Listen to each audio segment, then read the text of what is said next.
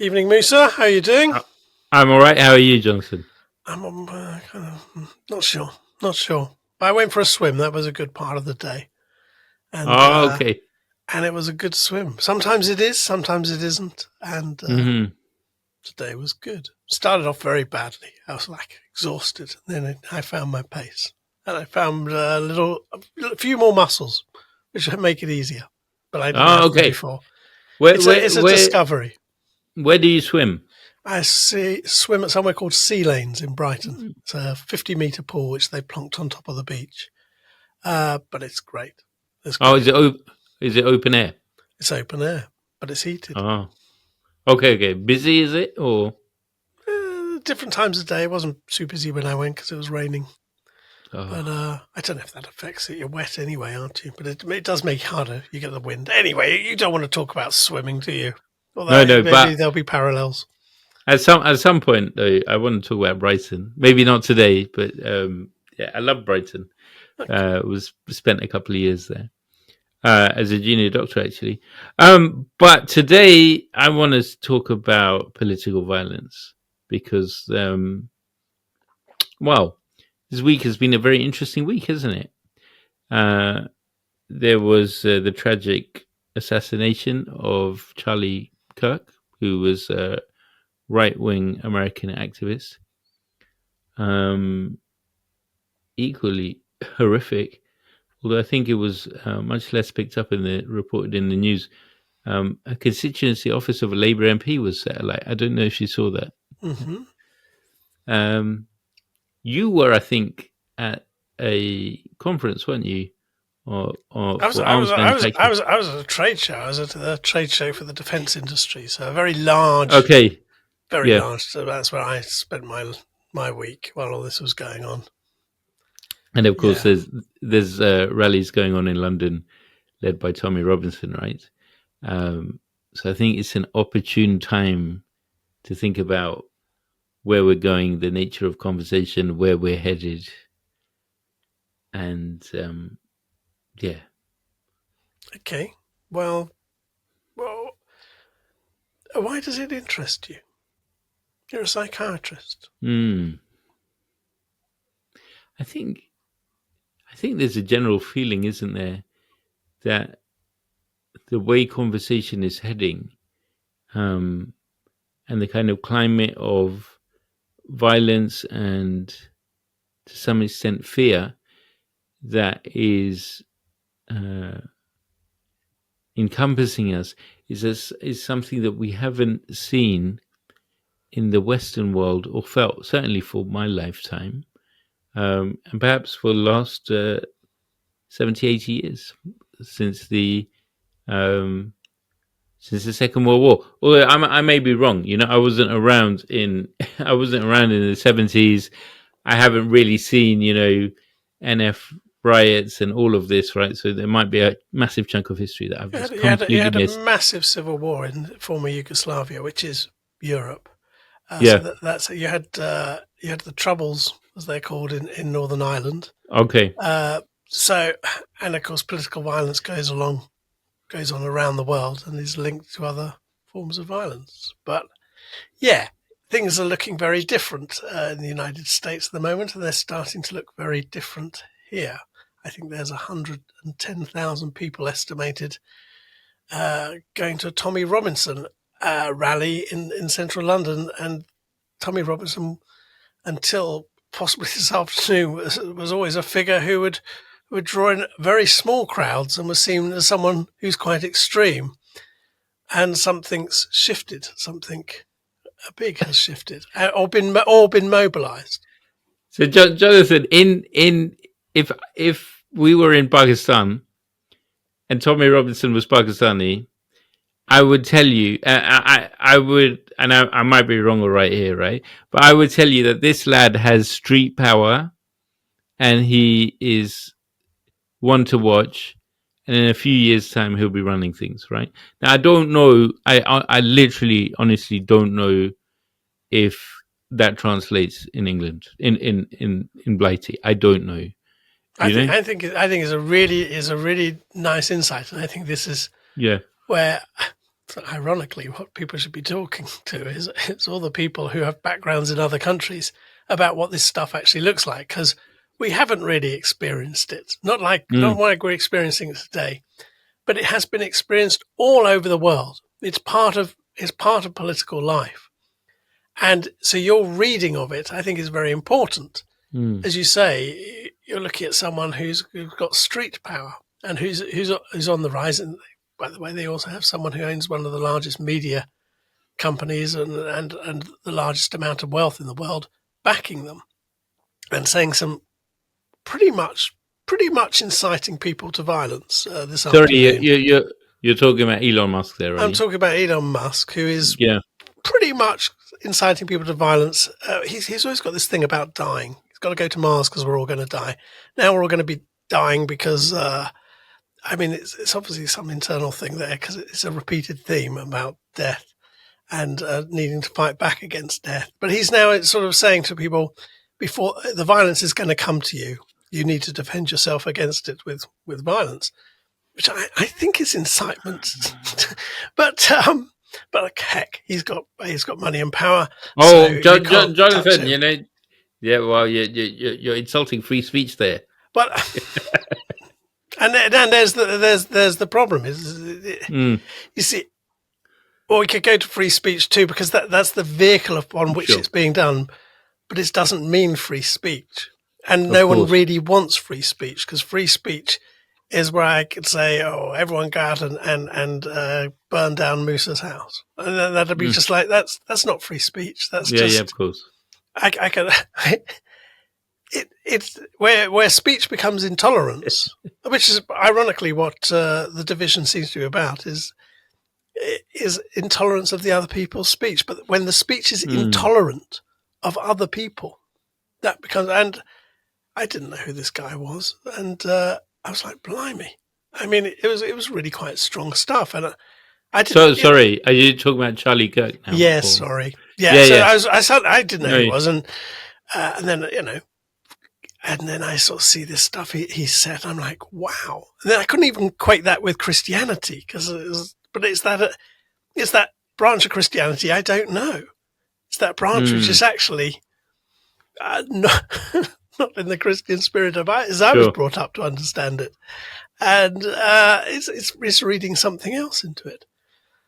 But there is something, and you can see figures on whatever the part of the political spectrum, when they become intolerant of others, they're either taken out by government or they're taken out.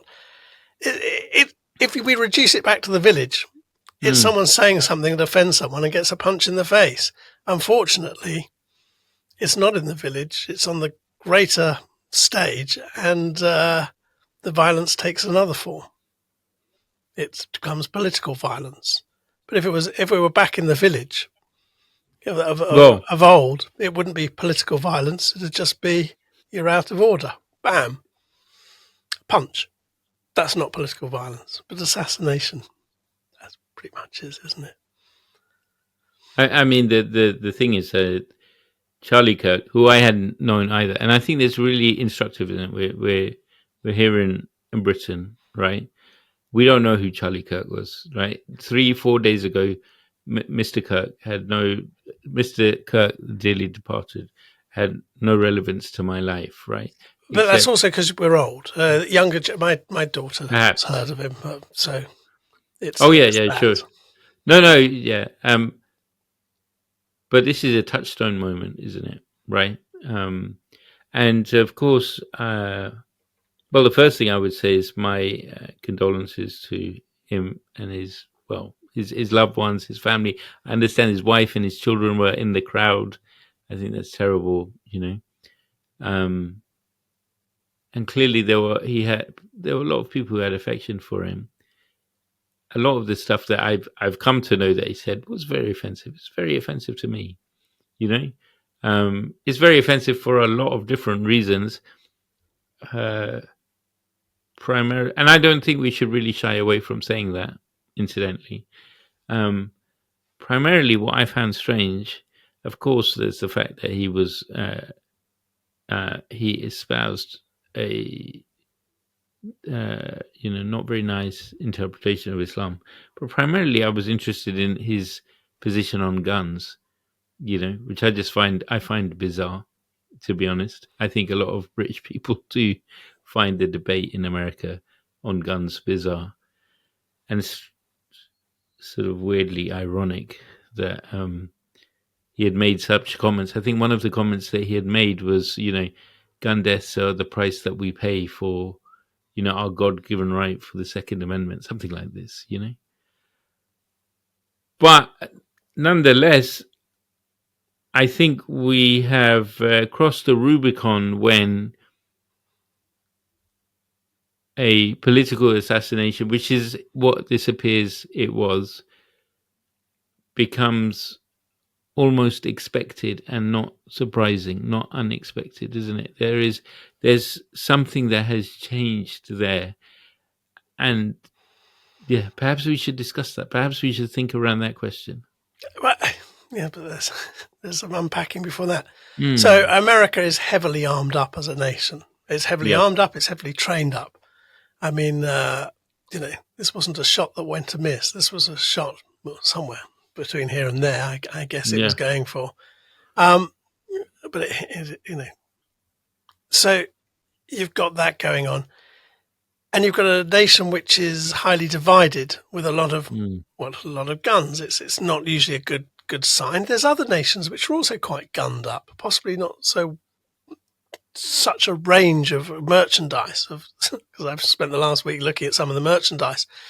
Probably not such a range. Probably not such a great optics on top of the rifle. I mean, there's some incredibly sophisticated optics which make accuracy much better, and the design of the rifles. So you've got access to high end weaponry there, and training to use it, and that. For want of a better word, that seems to be a cultural norm there. I don't understand it. You've got this other thing going on, which is going to sound controversial, but I don't mean it in a controversial way. Any political assassination carries message. It's a heavily symbolic act, and in a sense, there's message in this. There's very clear message. The guy is sitting under a tent that says "Prove me wrong," which I want to come to that phrase. He's going to answer a question on gun violence, and we know where his answer's going to go roughly, because unless he's going to totally change his mind, and then someone kills him with a gun. And in a sense, message-wise, was the timing by chance, or is the timing message? Because political violence carries message. And the message is, I just proved you wrong. I mean, it's awful. But if you're going to engage in the politics of anger and the politics of division and just keep saying this is free speech, and the politics of prove me wrong, which I'll come to that, these things are almost inevitable. And I think it's really problematic. That's a strange and very eerie metaphor, I have to say. And I wonder if it's right, actually. But I mean, I suppose the risk of that, of course, is in a way, and I'm not suggesting that you're doing this. I'm just discussing this, right? Yeah. Are you blaming him for his own death, right? In terms of and it's very difficult to have these conversations, and it takes me back to a moment in history.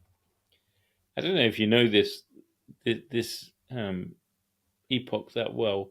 After Kennedy was assassinated, there was a civil rights leader called Malcolm X in America, and he made a comment about chickens coming home to roost, right?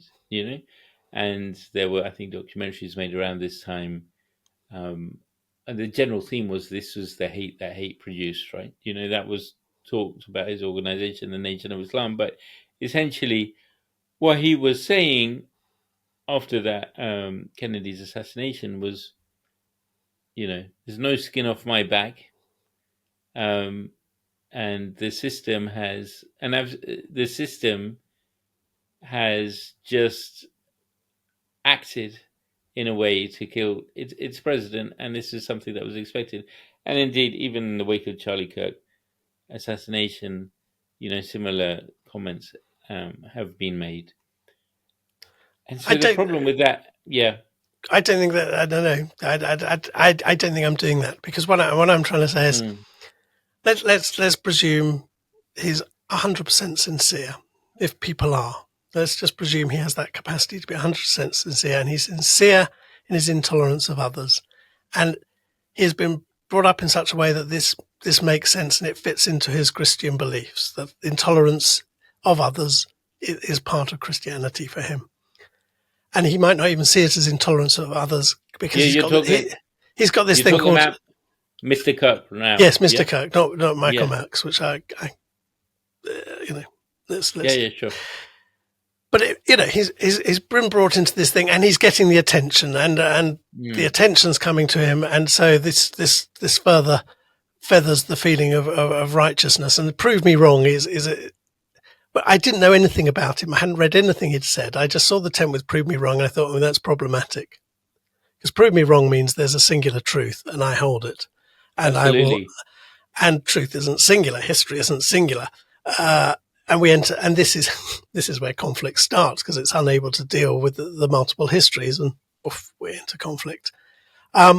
So that I found that sort of highly problematic. Is it inevitable that happens? I think it's not inevitable. Maybe that was the wrong word, but you know what? It really does increase the likelihood of it, because no matter what you're saying about who, if you're dismissing a whole load of people, and you're doing so somewhat aggressively in the language you're using, free or not, someone's going to get very annoyed.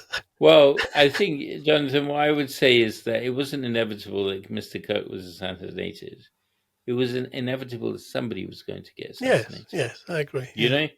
And if you put out those statements, if you polarize society the way that we are being polarized, so Charlie Kirk's organization was called Turning Point. Apparently, he was 31 years old. He started it when he was 18. It now has 850 chapters across the United States. It's a major vote winner for the Republican Party, particularly President Trump's agenda. And yeah, he had that street power, basically, which is why he was a major political figure, although, very young, he helped choose the vice president of the United States, so Donald Trump's choice. He was massively influential in that. So the issue with the point that you're making, prove me wrong, right? And Jonathan, I just want to get your view about this and spend a little bit of time discussing it. Is there a point in having a discussion if you're not at least a little willing to shift your position, or to, what is the point in discussion in that context if you just have a dogmatic worldview on anything or on everything? And what are you hoping to achieve? You set your position already. You've set out your stall, and now it's for other people to move, but not you. It strikes me, this phrase, "prove me wrong," is it's almost inciting science, and it's inciting within the philosophy of science. It's inciting the Karl Popper understanding of science, which is everything will be proved wrong one way or the other to some degree, but until you can prove it wrong, we have to think it's right, and therefore you have this singular truth, more or less, but you know it's going to change. That's the intelligence of science. It knows today's discoveries will be understood differently tomorrow, or if it's got any sense of reading its own history. And he's kind of invoking that with "prove me wrong." In other words, whatever I say is right until you can show me I'm wrong. But this isn't science. This isn't about the temperature water boils. This is about society and social things. We're entering the world of subjective understandings of reality. And they're all subjective. There can't be objectivity of a social situation because we're all coming from a very different point of view. And in fact, we can argue in the sciences there's a whole range of other philosophies about what's going on there. It's not just Karl Popper. The debate didn't stop when that happened. We imagine it did because we were taught that bit wherever we went, but actually the debate continued and still continues to this day. But that's what it's kind of evoking into. And the trouble is it's very dictatorial. It's very fascistic in a way. There's a truth. Show me I'm wrong. That's fascinating, right? Because hadn't picked up on the allusions to science, right? With the ideas of proof. But if you look at it psychodynamically, and if you think of the positions that simple phrase, prove me wrong, takes, it essentially takes, as soon as you say that, you're taking a position where, well, I have the de facto truth. And you don't, and the onus is on you, right? And so my position is somewhat elevated compared to your position. And that is, somewhere in this, and I can't quite unpack it, maybe you can help me today, Jonathan, but somewhere in this is the beginnings, the seeds, the germs of the violent culture wars that we're seeing erupting today, right? In the fact that we're not having honest discussions across the divide. And I'm seeing this again and again and again. People taking up these kind of siloed positions in the midst of so much information. I mean, we're in an information-rich world. If you really want to know how asylum seekers live, it's not difficult to go and ask that, really.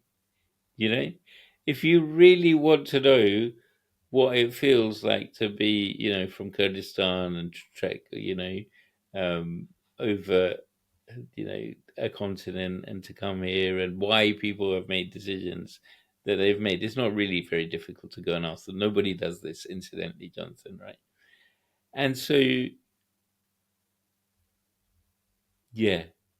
Let me step back into the world of violence, and what you're making is a very, very interesting point about the sort of psychodynamic world where it puts my position higher than your position. And of course, if I was sitting there with a banner, and just because of the way I see the world, prove me wrong if you like, but the way I see the world is we all have different positions. And we might agree on some things but disagree on others. We ought to accept some forms of proof and not accept other forms of proof. What is proof? I'd have all these questions up there. In other words, we've got to hold multiple positions. We've got to be able to have a basket big enough to hold that there's multiple positions to understanding something. The trouble is politics doesn't really work like that in the first place, because it's sales of my idea is better than your idea, and it's emotive sales. It's not really. We don't have to read the policy document. We just got to have a feel for it. And I've always find a very clear example of that is where someone is on a political spectrum. You can bring in a totally new factor, and you can pretty much work out what they're going to do. And you look at your own politics, and something new pops up, and you have a position which is ironically pretty much like most of the people in the political tribe you were in. How does that happen? It's got nothing to do with the detail. It's got nothing to do with something logic. It's very felt. And of course, this is the politics of resentment. This is the politics of I'm losing who I am, and I'm going to make you lose who you are. This is the politics of things aren't right. I mean, fortunately, the economy isn't totally collapsing. The cost of living's going up, but we're not in absolute crisis yet. But where's it all headed? It's hugely. Whilst we do this, and you say there's lots of information, but it just tells you something about information. It doesn't necessarily lead It's not the information you need. It's the assimilation and the processing and the holding of various informations. But it's partly educational, partly to do with, my job is often commercial research and the business of sales and marketing. And what you're trying to do is lever people towards certain positions, lever people to want something a bit more than they wanted it before, or find something that really they didn't know they wanted, and you're about to give it to them in a language they understand. And politics is doing the same thing. It might not, some argue it doesn't do it particularly well. It could learn a lot from marketing, but I think it does it pretty well. We've got mass movements developing, as you say, 850 chapters. People think it's to do with the strength of what's being said, and across the political spectrum, people get into this. I don't think it is. I think some of it's to do with belonging, some of it's to do with feeling. I mean, at another time, you could sell very different ideas to the same people. But there is something. Why are we in such intolerant times? And it must be. It must be to do with the medium of communication of the day, because it always is. I mean, you've mentioned Elon Musk, right? Yeah. Mm-hmm. And probably Elon Musk was behind funding this, at least, or at least I could say there's a strong suspicion that in some way Elon Musk has been contributing towards the environment that we have now in Britain, at least for the last year or so. I think in December 2024, he launched some tweets. He's been going on before that as well. He spoke at the rally today, which just doesn't make any sense, right? Tommy Robinson is a thug, He's been to prison. He's been known to assault people. Some of the people who's standing up there today are also thugs. But he has the support of the world's richest man, or until probably 2 days ago, the world's richest man. Elon Musk is not the only individual, who's involved with this, right? In Britain, and I don't think people are picking this up, Sir Paul Marshall, who is the owner of Unheard, The Spectator, and GB News, seems to be pushing some properly wacky positions, In fact, it seems to me, and that GB News just seems to be basically a reform campaign kind of television advert. Whenever I seem to turn onto it, or see what's going on. So maybe we're being unfair, Musa. Maybe you see, the thing is, what we haven't done in all of this is represent their point of view. That's wrong. But we don't need to represent their point of view. They have a point of view that's all over social media. They've got television channels. They've got people amplifying. The issue for me about democracy is that has it just turned into who has the biggest microphone? Is that it? Well, if you have the biggest microphone, your rubbish talking points can be just said again and again and again. Every other newspaper will just continuously publish. Every journalist who wants to get up the greasy pole and benefit from your largesse, they will just say the same rubbish. But that's how it's supposed to be. I mean, this one of the one of the innovations of the Third Reich and the Hitler regime is they understood amplification was new. Public amplification, you couldn't have an event in a stadium before then. The technology wasn't there, and they understood we could do it now, and they did it, and it was very effective. They managed big stadium events. Those stadium events were new; that hadn't taken place. So the medium is the message, and if you've got good use of it, or if you control it, that works in your advantage. What's curious though is that this suggests, and it's the liberal dream, that people are just passive sheep and they're just doing what they're told, but they're not. Well, they are and they're not. We all are and we're not. So why do you think it's so popular?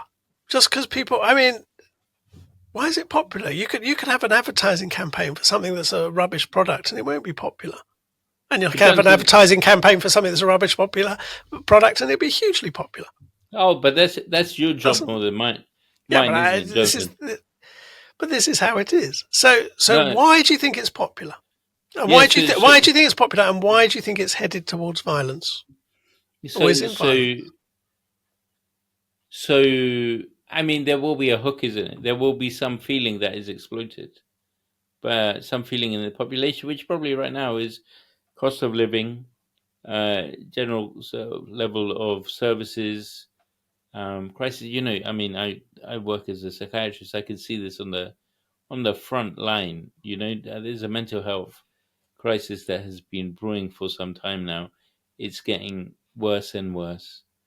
The mental health crisis that I see every day in my clinic has incidentally got nothing to do with immigration. I mean, really, literally, it's got nothing. It's got to do with poor planning, poor service delivery, some kind of cultural factors as well. In terms of deprived areas, and lack of investment in communities. So why does that Yeah, idea, I mean, if you're right, or if yeah, there's something in that, yeah. why are these? Why is there 110,000 people in the streets of London today, walking towards someone who's an extremist thug, or was until today? So the whole idea has been coalesced, isn't it, into a singular narrative, a simplistic narrative of Britain is losing its culture, that the money is going to immigrants who are living in five-star hotels, um, and we can't get housing, we can't get jobs, but because of these immigrants, um, and there's a unfairness of people just crossing the channel, which is actually a very small number, um, Was was proportionally. okay, And proportionally to the population size. of course, yeah, and Mhm. and to the immigrant population size as well, isn't it?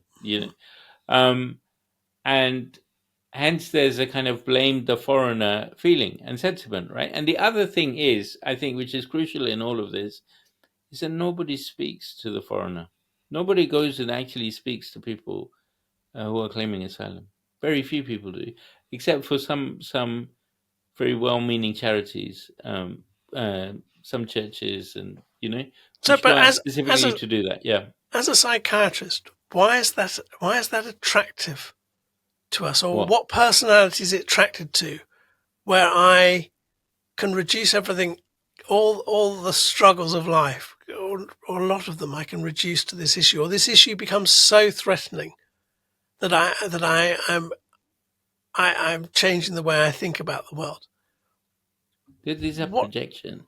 These are projections, Jonathan. what's a As projection? What do you mean by a well, projection? I mean, projection is a defense mechanism, isn't it? Where you and a defense mechanism is a way of assuaging or protecting or deflecting from your own ego and injury to your own ego and your sense of personhood. Um, and there are some sophisticated defense mechanisms and there are some primitive ones, right? So sophisticated ones are humor, for example.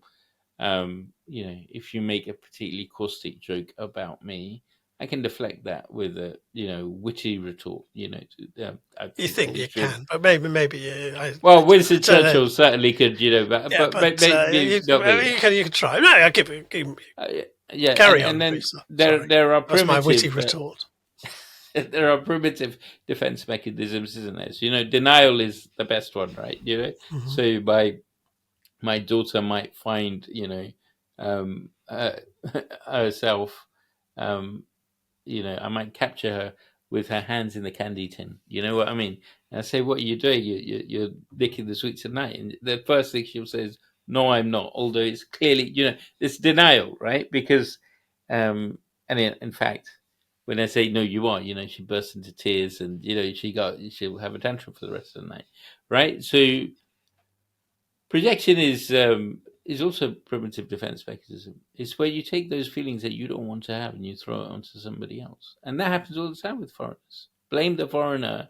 This is not just unique to Western What modern what society. what are the Mm. feelings they don't want to have, and why is it? Why does it fall so easily on this thing we call foreigner? It's othering. Well, firstly, it's othering, isn't it? And if you are able to distinguish yourself from that feeling. So I'll give you an example. A few of the people who spoke, at least Tommy Robinson and one of the other people, and Middleton, I think, right? Yeah, they're basically thugs. They're convicted thugs. They've been convicted of violence. Is that Middleton? I thought he was just convicted of saying he wasn't convicted. I thought he was just kicked off his Channel 4 show because he said something offensive. I don't know. I don't follow Oh, okay. news. He might not have been convicted, but he had, I think, assaulted police Okay, officers yeah. before in a drunken state, including a female police officer, incidentally, right? Um, and other people from the English Defence League and other white organizations are also thugs. Some of them actually have child sex, grooming, child pornography, all these kind of allegations on them. Right now, why is it so interesting that they don't take them on themselves, but they say that, well, there's these foreigners that are a threat to our women and our children, and we need protection from them. Isn't that bizarre? Isn't it bizarre that they, at least in part, many of these people, not all of them, of course, embody these very traits that they are saying that they need protection from? But there's 100,000 people there. Are they embodying For those sure. traits? Uh, no, well, but I think that they are embodying anger, displacement, right? In What do you terms mean by of displacement? displacement is another defense mechanism where the actual source of the anger, instead of going where it should go, goes somewhere else. Wait, Some of the wait. problems, some of the problems in Britain are very complicated.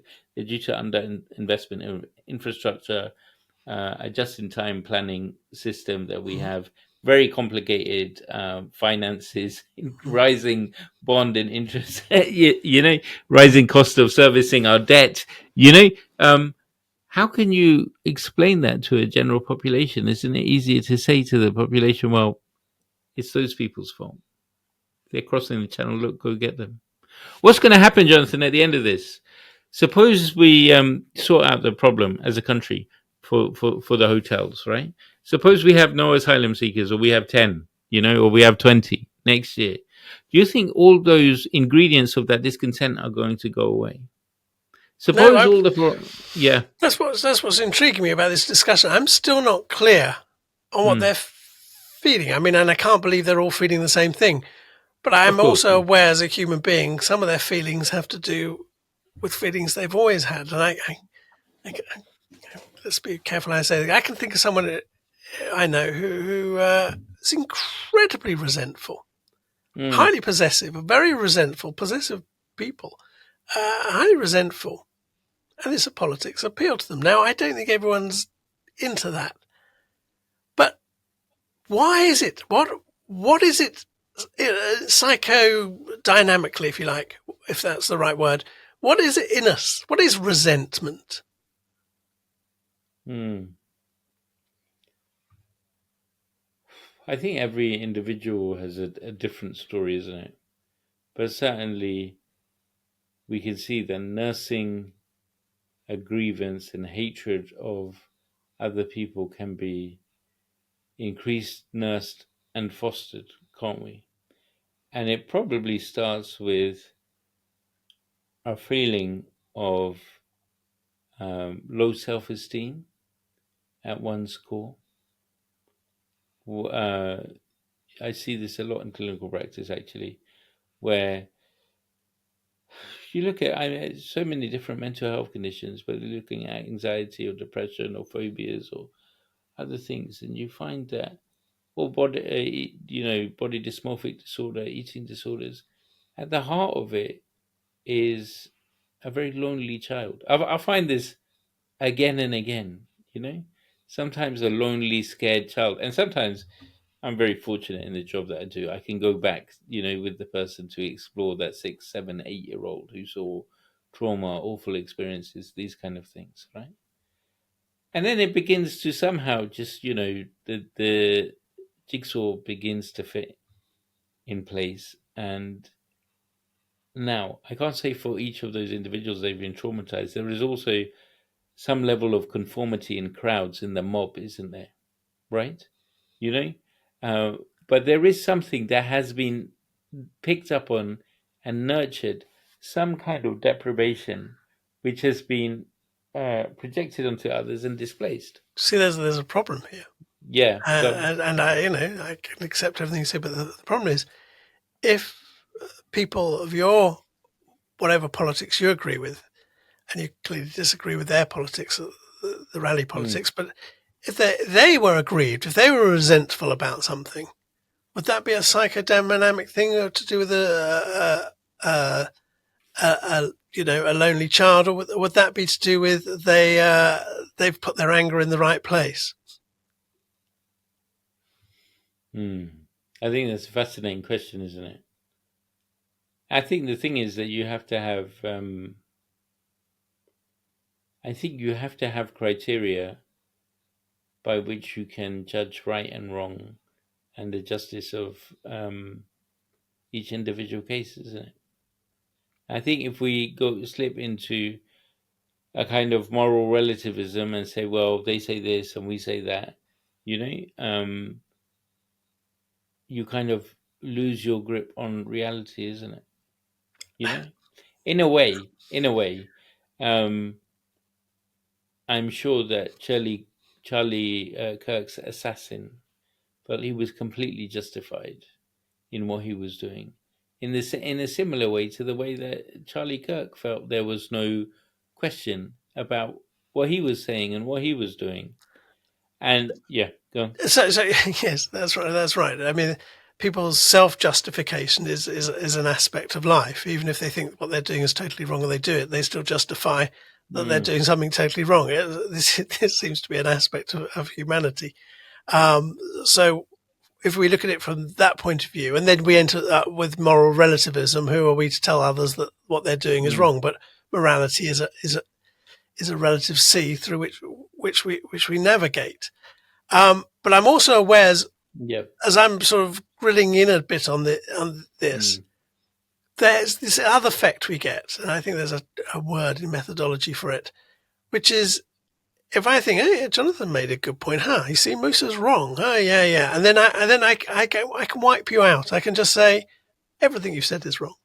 And if someone says, "Oh, Jonathan's, he's got it all upside down," you can wipe out everything else I've said. I stop being me. I start becoming this pixel of a moment, and I come to represent that, and I can be dismissed or approved of based upon that. But actually, I'm possibly more complex than most, but with all of life. But we are complex beings living amongst other complex beings in a highly complex world. This is the nature of it. John said that's what assassination reduces, isn't it? It reduces that uncertainty. In a way, that's what Charlie Kirk's statements reduced.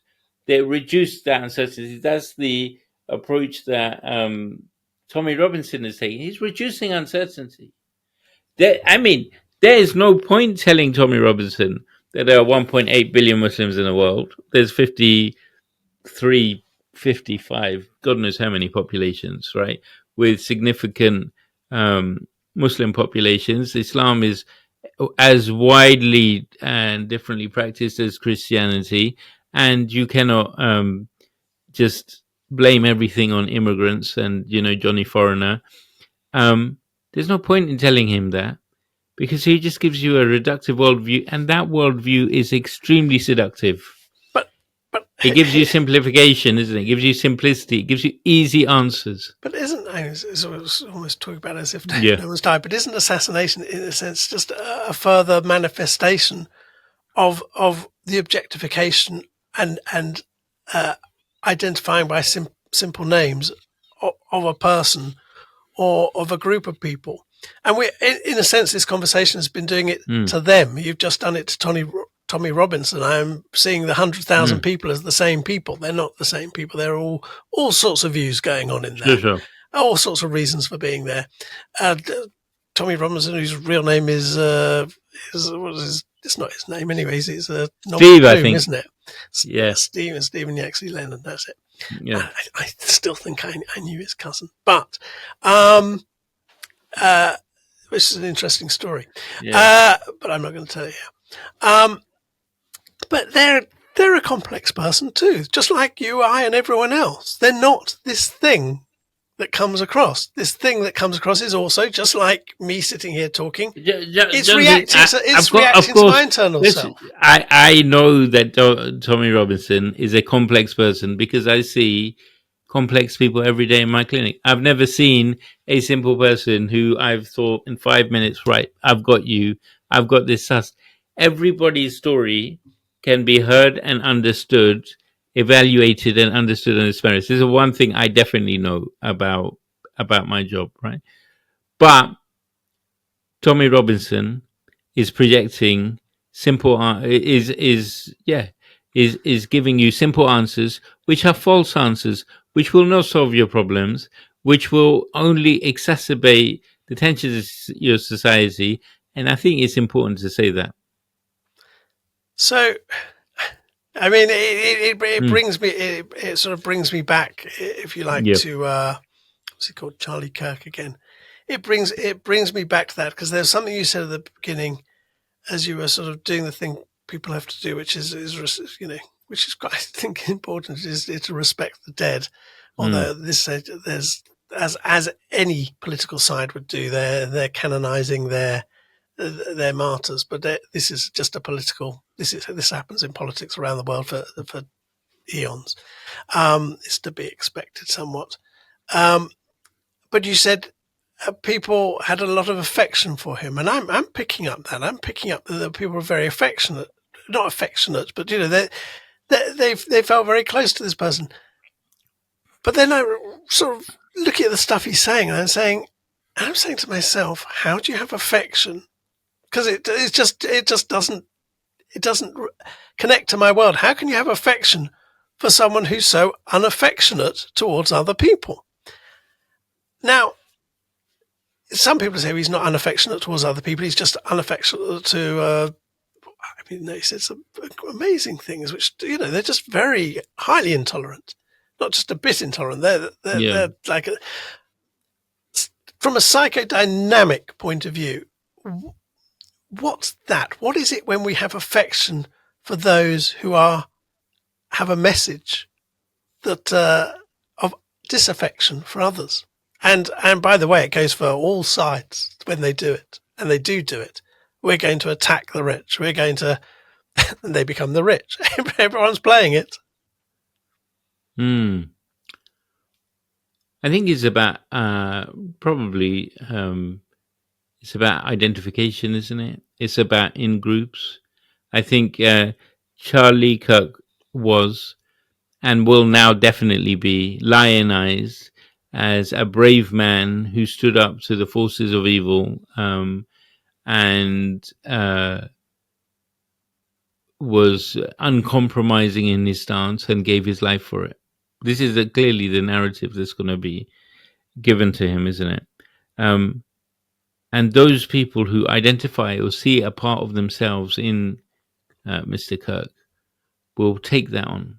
And those people who he has ostracized or who he has othered or who have other reasons to not identify themselves in him, he will be a demagogue.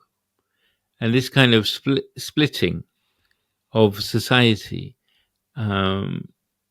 has made things extremely dangerous for us at these current times because we're not negotiating and discussing those complexities. So Mr. Kirk said a lot of things about Islam.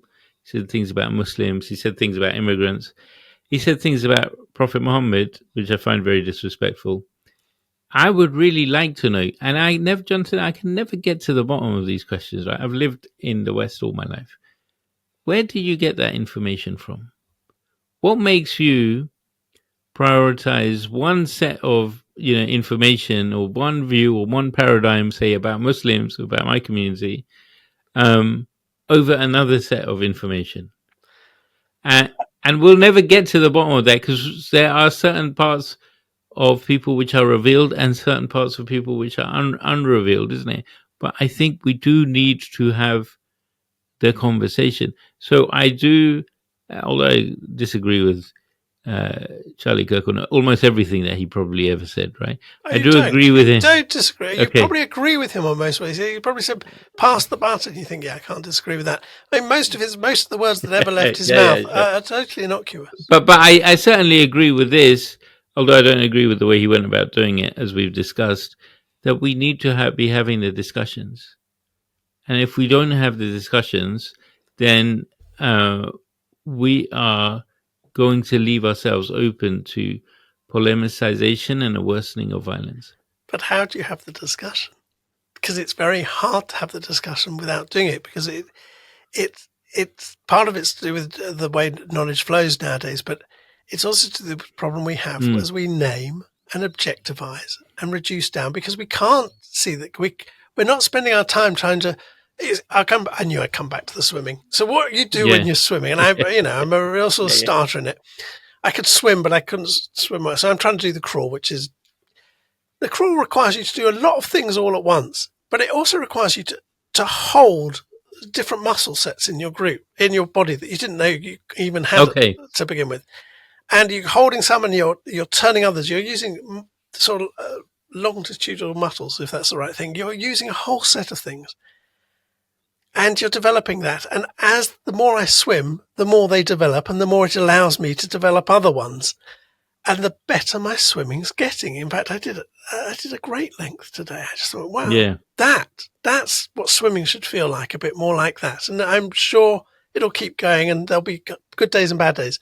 But I'm building the muscle. What we're not doing is building the muscle of accepting multiple positions and understanding the problems in our own expression as we do so.